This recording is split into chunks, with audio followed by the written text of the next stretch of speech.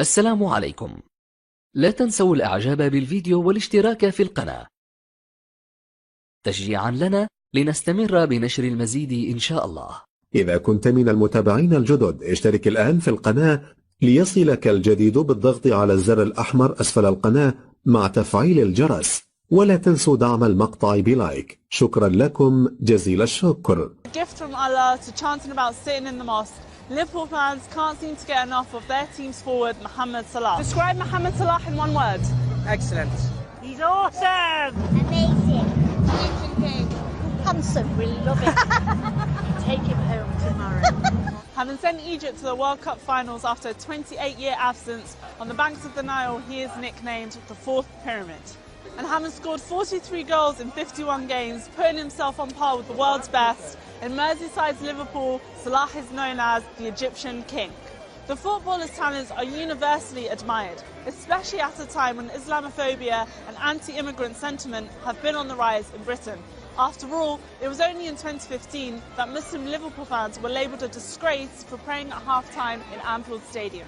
Fast forward 2 years later and enter Salah, an unashamedly proud Muslim from the Middle East. Salah can be seen cupping his hands in pre-kick-off prayer and prostrating in post-goal celebration, and all to the backdrop of thousands of fans singing about being Muslim too. To him, faith and football go hand in hand. So, is Mohamed Salah changing the way Muslims are seen here in Liverpool and beyond?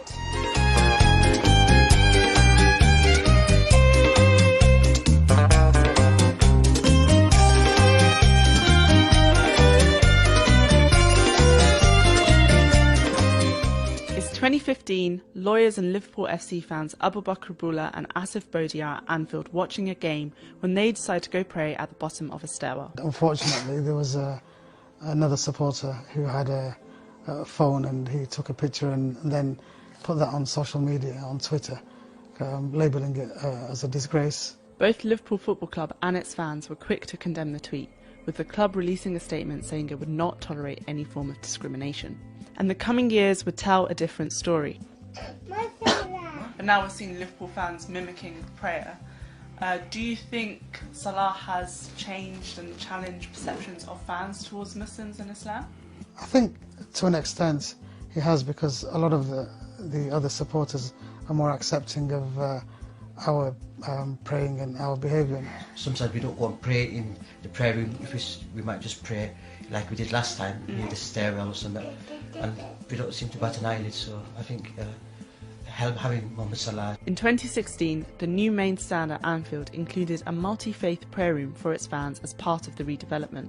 Some people might have been a bit more reserved and a bit more sort of afraid to show their faith, and because of the effect Salah's had, now they feel more emboldened, as it were, to practice their faith. We're here at an event for the Red Men TV, the first platform dedicated to giving football fans a voice, and in this case, it's Liverpool supporters. And we're about to meet the Red Men themselves, Paul and Chris.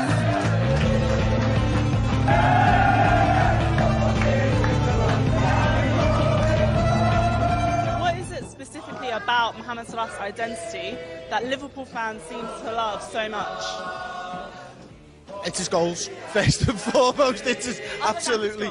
Other than his goals, it's the fact that he's a nice guy. It's the fact that he stands for something that we haven't had at Liverpool for a long time. And he's proven people wrong each and every single day. And he's changing how people think of Muslims in the UK and probably on a wider audience as well. And, you know, there's an acceptance to Liverpool anyway, because we're a port city.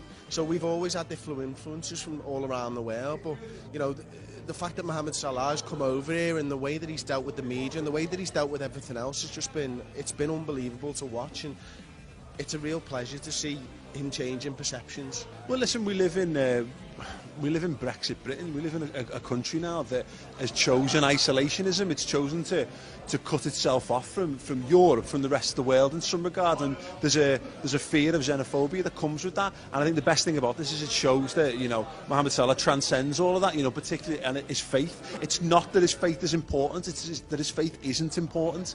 And, you know, and people can, you know, we live in a world where there's mainstream media, there's mainstream newspapers that promote anti-Muslim sentiments, and then you come over to this, and Liverpool fans and the city of Liverpool gets gets tarred by those same institutions. They don't like us, and you know what? We don't care, because we are an open city. We're a multicultural city. We're a caring city, and we bring people in, and we love them regardless of race, creed, or religion. And also, it helps when the fact that Mohamed Salah is incredible at football as well.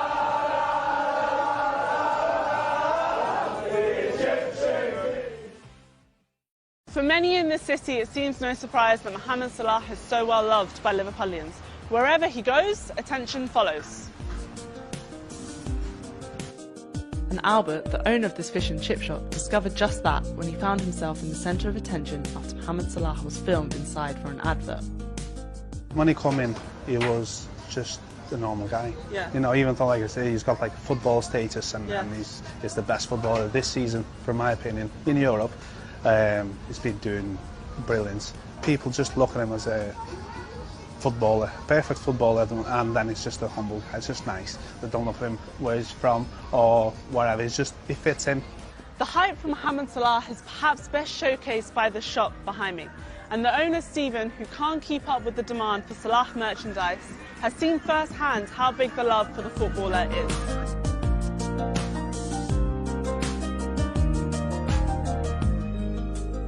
Everybody wants, as they walk in the door, they always say, Mo Salah, Mo Salah. It's always Mo Salah. And how does this cardboard cart do? This cardboard, I can't get enough of them. Yeah? As I get them in, they're gone. They're like hotcakes. There's no tomorrow with these. Everybody loves them. Everybody talks about them. Nobody mentions anybody like him. I've never known a player to come to Liverpool and get a mention like he does. Liverpool is in fact home to UK's first mosque and Islamic centre, the Abdullah Quilliam Society. It was founded by William Henry Quilliam, the first English convert to Islam in 1887.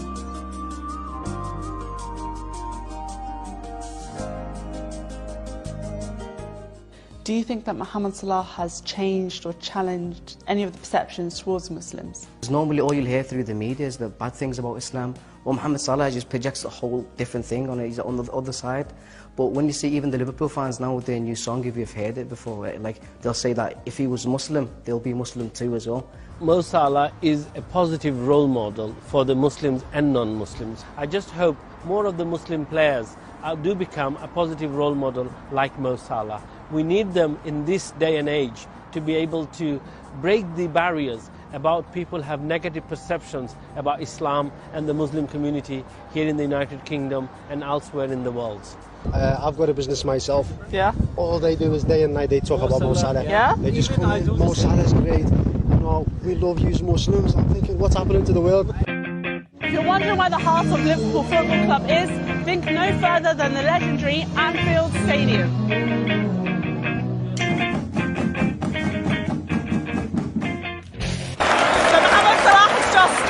Everyone's going crazy.